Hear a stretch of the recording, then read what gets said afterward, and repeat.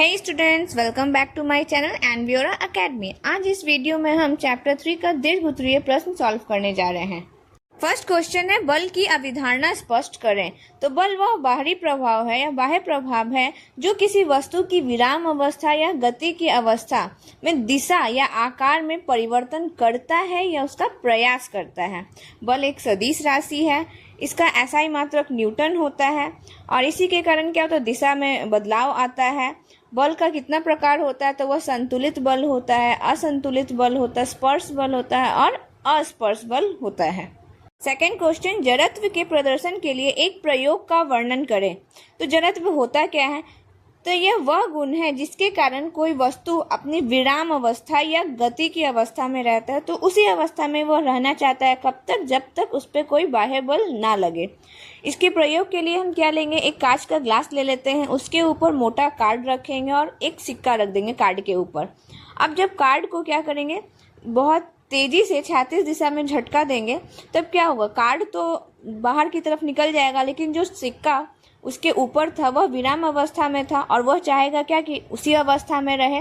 तो परिमाण में क्या होगा, सीधे ही सिक्का ग्लास में चला जाएगा। नेक्स्ट क्वेश्चन नंबर 3 है, न्यूटन के द्वितीय गति नियम से बल, त्वरण एवं द्रव्यमान का संबंध स्थापित करें। तो न्यूटन का द्वितीय गति का नियम है क्या, तो इसके अनुसार किसी वस्तु पर जो बल लगाया जाता है वह उस वस्तु के द्रव्यमान तथा उस वस्तु पे जो त्वरण उत्पन्न हो रहा है उसके गुणनफल के समानुपाती होता है और जो बल है वो उसी दिशा में होता है जिसमें त्वरण होता है।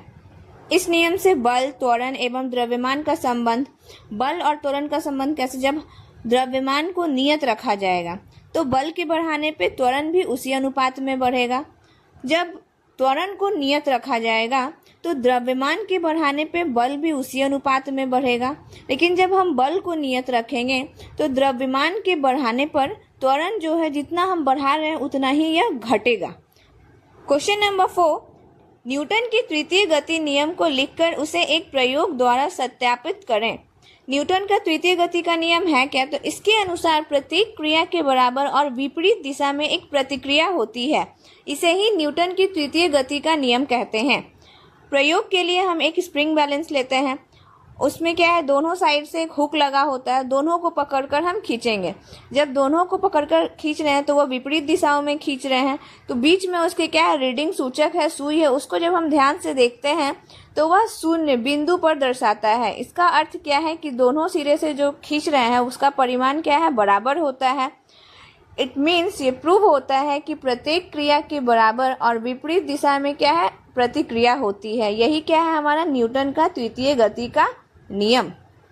क्वेश्चन नंबर 5, संवेग संरक्षण का नियम लिखें और उसे एक ही सरल रेखा पर गति करते हुए टकराने वाले दो गोलों के लिए प्रमाणित करें। संवेग संरक्षण का नियम है क्या, यदि किसी आइसोलेट सिस्टम पर बाह्य बल का परिमाणी शून्य हो तो तंत्र का कुल संवेग क्या रहेगा, नियत रहता है, अर्थात टकराव से पहले कुल संवेग और टकराव के बाद जो कुल संवेग होगा वह क्या होगा, बराबर होगा। किसी वस्तु का संवेग क्या कब निकालेंगे हम लोग, जब द्रव्यमान और वेग के वह गुणनफल होता है, मतलब P बराबर क्या होता है, m गुने v। तो इस तरह से इस चैप्टर का हमारा दीर्घसूत्रीय प्रश्न सॉल्व होता है। अब नेक्स्ट वीडियो में हम इसी चैप्टर का आंकिक प्रश्नोत्तर सॉल्व करेंगे। अगर वीडियो आपको अच्छा लगे इसे लाइक करें, शेयर करें, चैनल को सब्सक्राइब करना ना भूलें और मिलते हैं हम नेक्स्ट वीडियो में। Thanks for watching, bye bye everyone.